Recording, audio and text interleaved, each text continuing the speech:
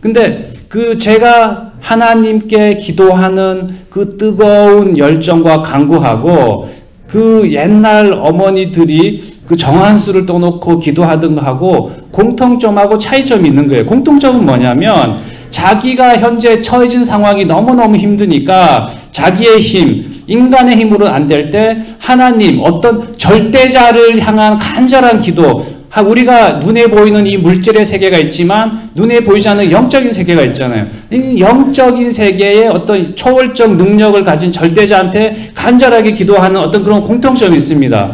그러면은 차이점이 뭐냐? 차이점은 뭐냐면 우리가 믿는 하나님은 우주를 창조하시고 그리고 인간의 그 생사화복을 주장하시는 우리의 창조주 하나님이지만 그 옛날 어머니들이 했던 거는 불특정 대상이에요. 그러니까 뭐 산신령이라든지 아니면 무슨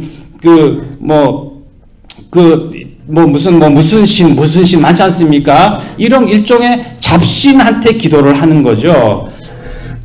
잡신한테 기도해가지고 응답을 받을 수도 있고 안 받을 수도 있지만 우리가 진정 해야 되는 거는 하나님, 창조주 하나님한테 해야 되는 겁니다. 우리가 영적인 세계를 보면요. 하나님이 있고 그리고 사단 마귀가 있고 그리고 수많은 영적인 존재들이 있단 말이죠. 그리고 이 영적인 존재들마다 다 이렇게 등급이 있는 거예요. 예. 그래서 우리가 축복을 특별히 받은 이유는 뭐냐면 우리는 절대자인 하나님께 하는 거고 그들은 그냥 무작정 상실령이라든지 뭐 돌나무라든지 무슨 뭐 선앙당 이런 때 기도를 하는 거죠. 그렇기 때문에 우리가 진정 기도하는 거는 하나님께 한다는 거. 우리가 간절하게 원할 때 정말 내가 누군가 절대자의 도움이 간절히 필요할 때 하는 기도. 그거는 중요합니다. 왜냐? 우리는 하나님께서 우리를 자녀 삼으시고 우리가 기도하고 간구할 수 있도록 특권을 주셨어요. 그건 하나님의 자녀에게 주는 특권이고 또 하나님의 자녀에게 부여된 특별한 권리인 겁니다.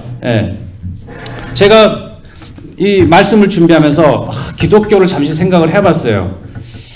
한국에 30년, 40년 전 제가 아주 어렸을 때 제가 기억이 납니다.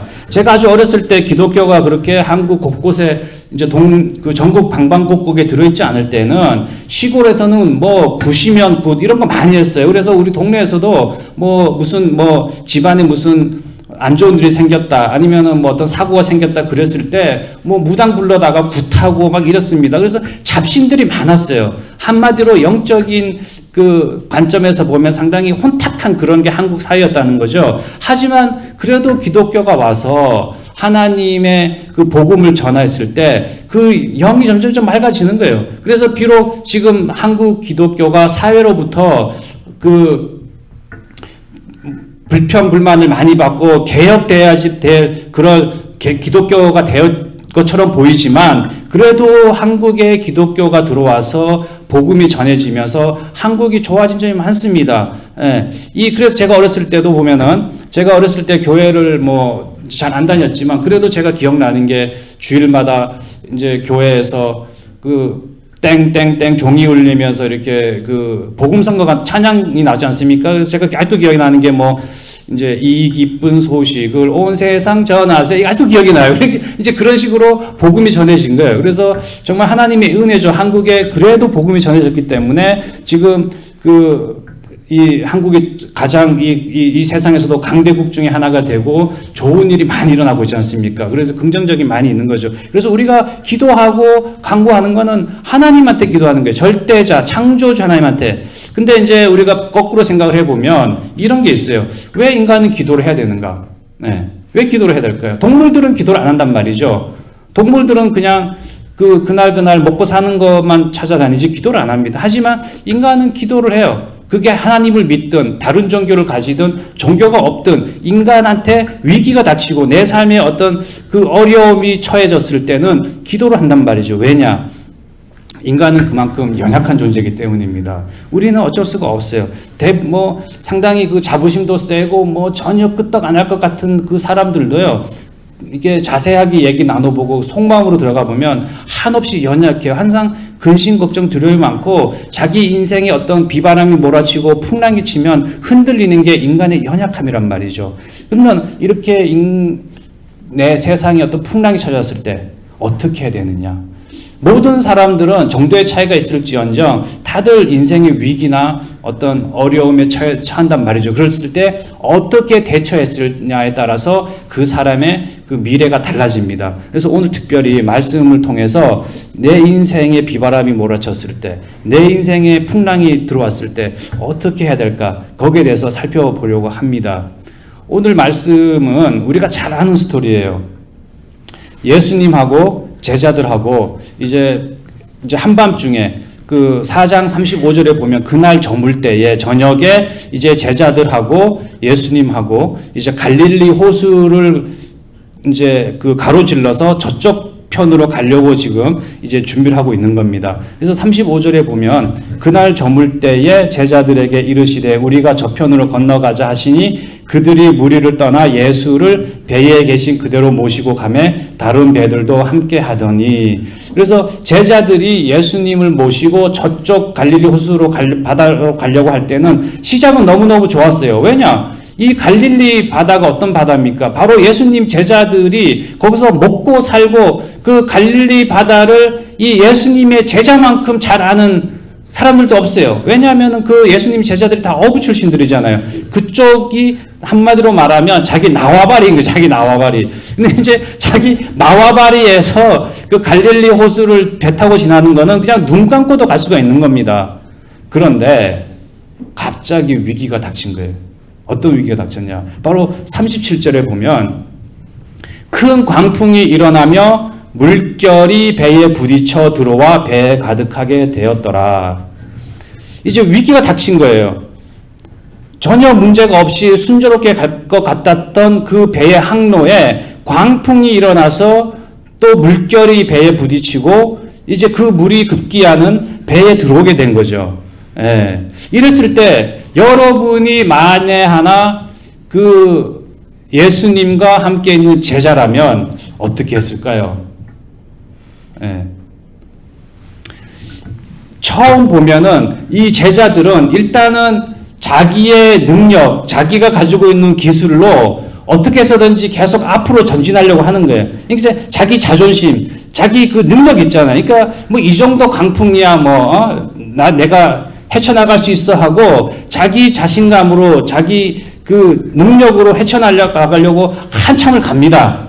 예. 근데 이제 한참을 가는데 배가 점점 나아지기는커녕 오히려 물이 더 들어와가지고 이제 배가 침몰하게 된 거예요. 배가 침몰하게 된 겁니다. 이 배가 침몰하는가 하면 우리가 이제 그 타이타닉호 잘 생각이 나잖아요. 그 타이타닉호 그 유럽에서 떠나가지고 미국으로 오다가 이제 가라앉았는데 잘 아시는 분도 계시겠지만 이 타이타닉의 그 닉네임이 절대로 침몰하지 않는 배라는 닉네임을 가지고 있었답니다. 예, 그러니까 이제 절대로 침몰하지 않았다고 생각했던 타이타닉호가 여러분들도 다 아시겠지만 침몰해서 수많은 사람들이 죽었잖아요.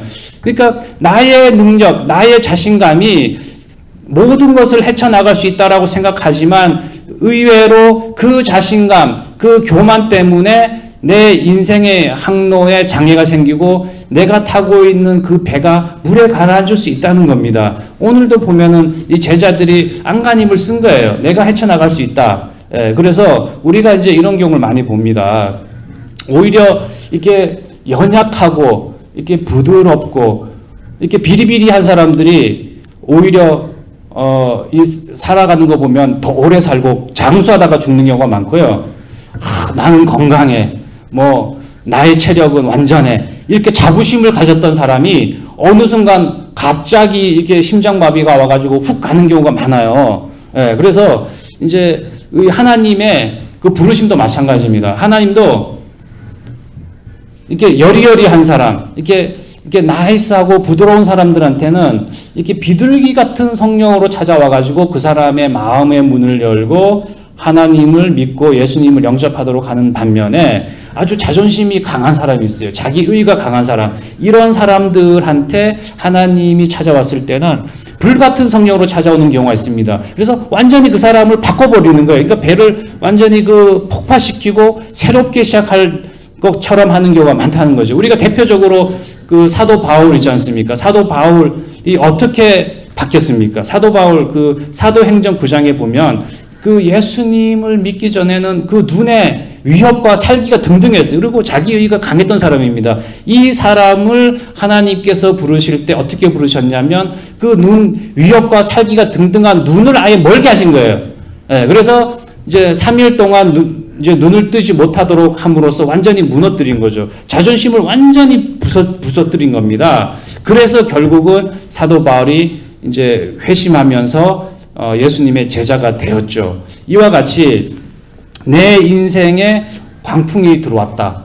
내 인생에 위기가 찾아왔다. 내가 원한 게 아닌데 나는 최선의 삶을 살아서 갔는데 내 인생에 위기가 찾아오고 비바람이 몰아쳤다라고 했을 때는 우리가 제 설교를 적어도 듣고 있는 여러분들에게는 이거는 하나님의 부르심인 거예요. 하나님께서 부르실 때 바로 그 비바람과 폭풍을 통해서 하나님께 무릎을 꿇고 하나님께 그 구원을 요청하는 그러한 은혜를 체험하게끔 하는 거죠. 많은 사람들은 내 인생에 폭풍이 몰아치고 위기가 닥치고 어떤 환난이 발생하면 이제 사주를 봅니다. 내 사주팔자 보면서 지금 올해 내 그 사주에 무슨 삼재가 꼈나 이런 식으로 삼재 아세요? 아마 아실 거예요.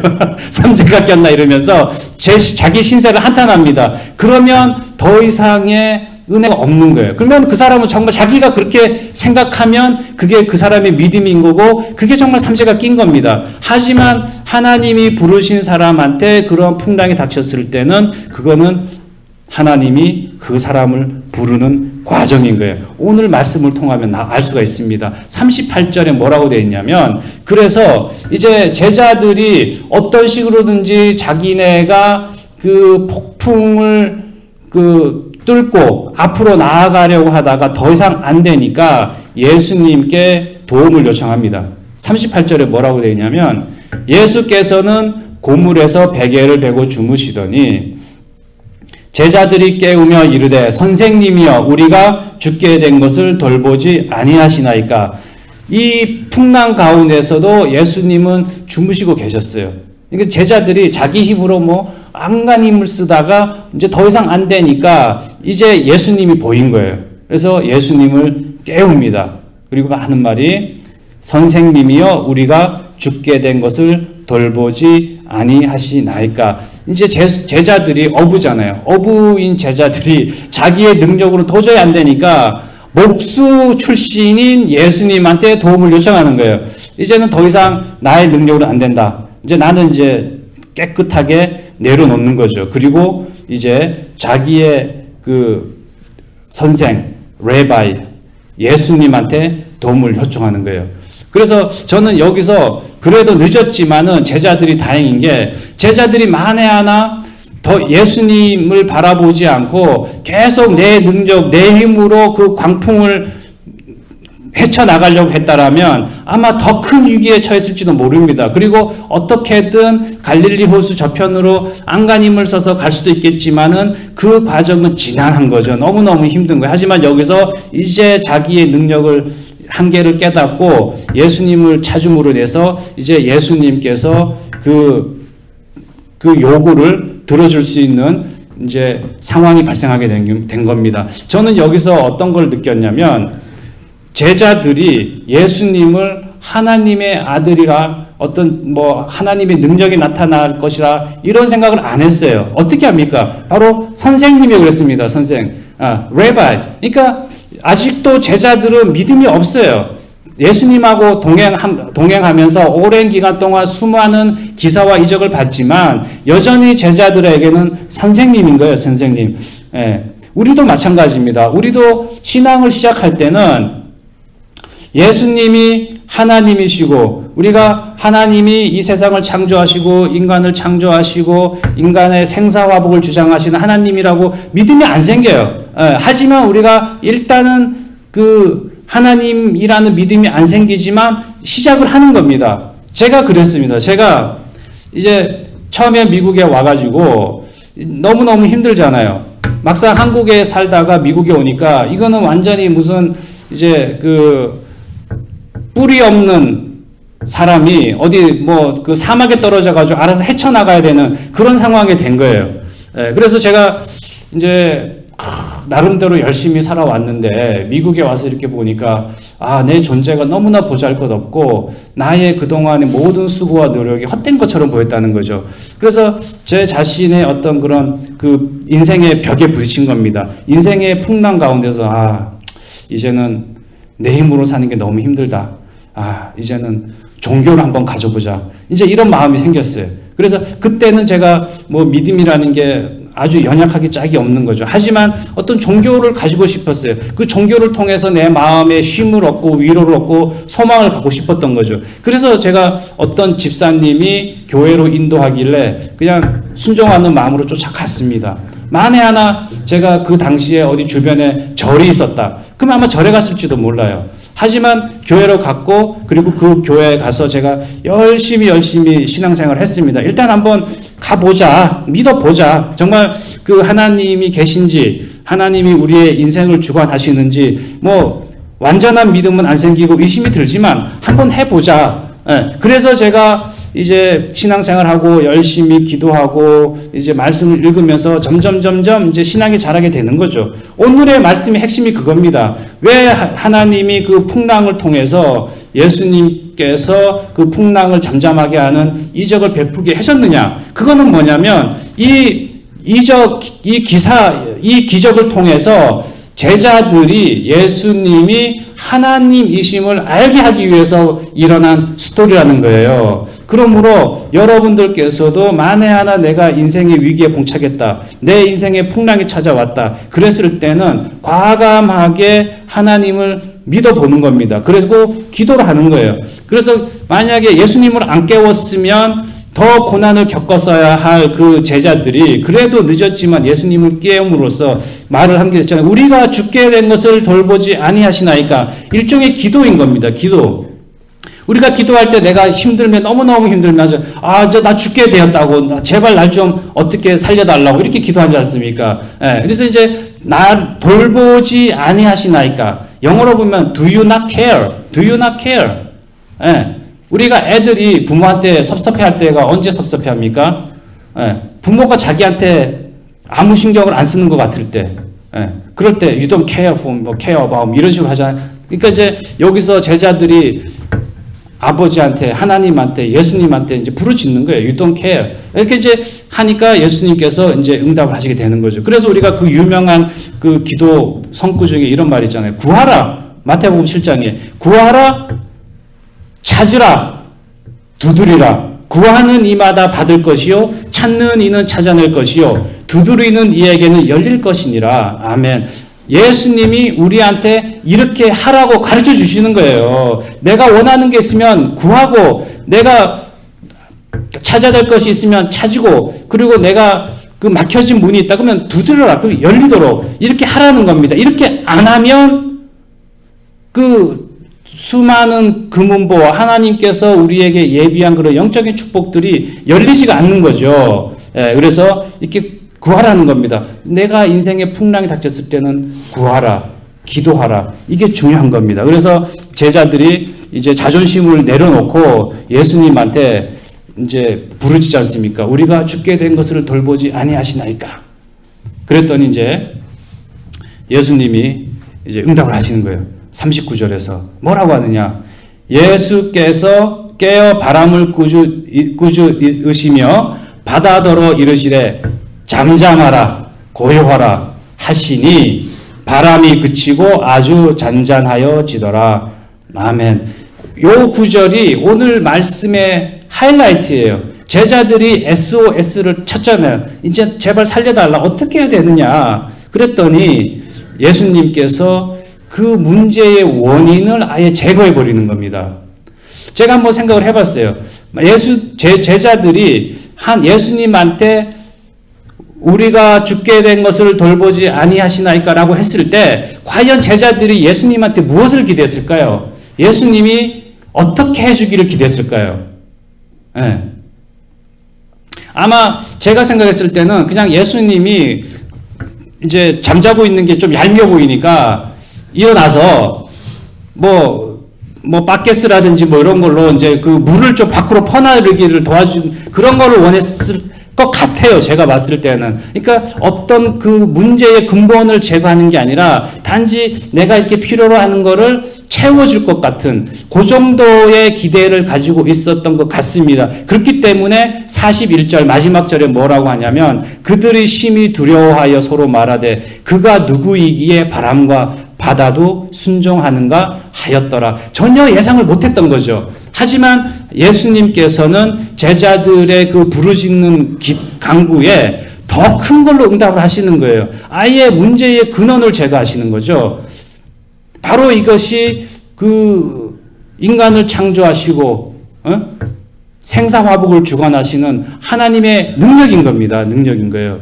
그러므로 우리가 절대자, 옛날 어머니들이 정환수에 물 떠놓고 잡신들한테 기도하고 이런 게 아니라 우리는 창조주 하나님, 그 창조주 하나님이 육신의 몸을 입고 오신 예수님께 간절하게 기도하는 거예요. 그랬을 때 우리가 성령 하나님께서 지금도 살아계셔서 우리의 기도에 더 크게 응답하시는 거예요. 우리가 예레미야 33장 3절에 아주 유명한 문구가 있지 않습니까? 바로 너는 내게 부르짖으라. 내가 내게 응답하겠고 내가 알지 못하는 크고 비밀한 일을 내게 보이리라. 아멘. 저도 여기에 이런 간증이 좀 있습니다. 제가 자꾸 영주권 얘기를 많이 하는데 제가 영주권 받을 때도 제가 그렇게 큰 회사에서 그렇게 영주권 해주리라고 상상을 못했어요. 물론 제가 와이프하고 결혼하고 그러면서 제가 기도를 간절히 했을 때 하나님께서 제 마음에 어떤 식으로든지 해결해 주시고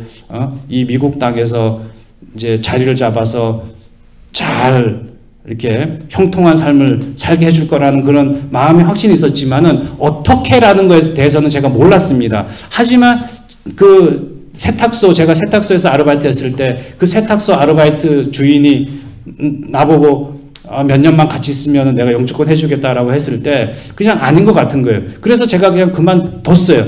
그러고 나서 그 회사를 갔는데 그 회사에서 영주권을 해준 거예요. 너무너무 잘 나온 거죠. 제가 그 회사에 먼저 취직을 하고 세탁소를 그만둔 게 아니라는 거예요. 세탁소에 그만 먼저 두고 그리고 제가 그 당시에 이제는 어떻게 되나 이제 사망의 골짜기에 떨어지는 건가라고 했을 때 하나님께서는 내가 생각했던 거 이상으로 응답하시고 그 길을 열어주셔가지고 제가 문제를 해결했다라는 겁니다. 그러므로 여러분이 어떤 위기 상황에 처했을 때 내가 어떤 목표를 이루고 싶은데 나의 능력으로 도저히 안 될 것 같을 때 하나님께 간절히 기도하는 거예요. 그럴 때 하나님의 능력이 나타나는 거예요. 하나님이 잡신들처럼 마술이나 묘기를 보이는 게 아니에요. 제가 예수님이 수많은 기사와 이적을 베푸셨지만 오늘의 이 기적에 더 이렇게 그 은혜를 느끼는 건 뭐냐면 자연을 부르시는 하나님이라는 거예요. 자연을.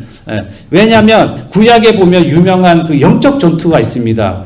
열왕기 18장에 보면 열왕기상 18장에 보면 엘리야라는 선지자와 그리고 바알 선지자, 아세라 선지자 850명. 그러니까 1대 850대의 영적인 전투가 벌어져요. 그거를 이제 갈멜산 전투라고 하는데 이게 무슨 전투냐면 비를 누가 내리게 하나 이거죠. 그러니까 엘리야가 믿는 여호와 하나님이 비를 내릴 것이냐 아니면 바알 선지자와 아세라 선지자들이 믿는 이방 신이 비가 내리게 할 것이냐를 가지고 1대 850으로 싸웠어요.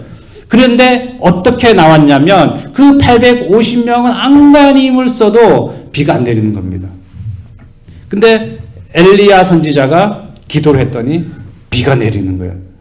그러니까 우상들이나 잡신들은 그러니까 인간들한테 어떤 그런 사소한 묘기, 사소한 그 사수를 부릴 수 있을지 몰라도 자연을 부리시는 건 오직 한 분 하나님뿐이라는 거예요. 그래서 저도 이렇게 많이 도전이 됐습니다. 과연 제가 목사인데 만에 하나 예를 들자면 무당 850명하고 전투를 벌인다면 어떻게 될까요? 지금의 영적인 상태로 봤을 때는 무당 8명하고 붙어도 어떻게 될지 모르겠습니다. 그래서 제가 하나님한테 간절히 기도하면서 제가 이 850명의 그 무당들 어떤 사악한 영적인 사단 마귀 이런 세력들하고 붙었을 때 능히 이길 수 있는 내가 그 성령의 능력을 다 달라고 이렇게 기도를 합니다. 그래서 제가 오늘 그 엘리야의 그 선지자처럼 여호와 하나님을 믿고 하나님께 간구할 때 놀라운 능력이 나타나는 거예요. 예, 그래서 이제 제가 이제 오늘 말씀을 통해서 바로 인생의 풍랑을 만났을 때 우리는 과감하게 무릎을 꿇고 예수님을 바라봐야 된다는 거예요. 그래서 결론이 뭐냐면 이 세상 살다 보면 대부분의 사람은 정도의 차이는 있지만 자기만의 풍랑, 자기만의 위기를 다 겪습니다. 그랬을 때 어떻게 대처하느냐? 그냥 자포자기하고 무너지면 어떻게 되냐면 그냥 하루하루 사는 거예요. 희망도 소망도 없이 그냥 숨 쉬면서 그날그날 살아가다가 죽는 겁니다. 하지만 인생의 풍랑이 닥쳤을 때 적어도 제 설교를 듣고 있는 사람들은 이거는 하나님의 부르심이라는 거예요. 그랬을 때 내가 과감하게 무릎을 꿇고 나의 자존심, 나의 의의를 내려놓고 예수님을 바라보고 예수님께 기도하는 겁니다. 그랬을 때 예수님께서 하시는 말씀이 뭐냐면 바로 아무것도 염려하지 말고 오직 모든 일에 기도와 간구로 너희 구할 것을 감사함으로 하나님께 아뢰라. 이게 주님이 우리한테 주시는 말씀인 거예요. 기도하라는 겁니다. 그리고 말씀을 묵상하면서 말씀과 더불어서 이 어려운 환경을 능히 헤쳐나가는 거예요. 그랬을 때 인생의 광풍, 이것이 세상 사람들이 말하는 그런 삼재가 아니라 하나님의 부르심의 은혜라는 겁니다. 과감하게 기도와 말씀을 순종할 때 하나님께서 그 풍랑을 잠잠하게 하시고 그리고 갈릴리 저편으로 안전하게 갈 수 있는 것처럼 우리의 인생도 우리의 그 표대를 향해서 형통하게 평탄하게 나아갈 수 있도록 은혜 주실 것을 믿습니다.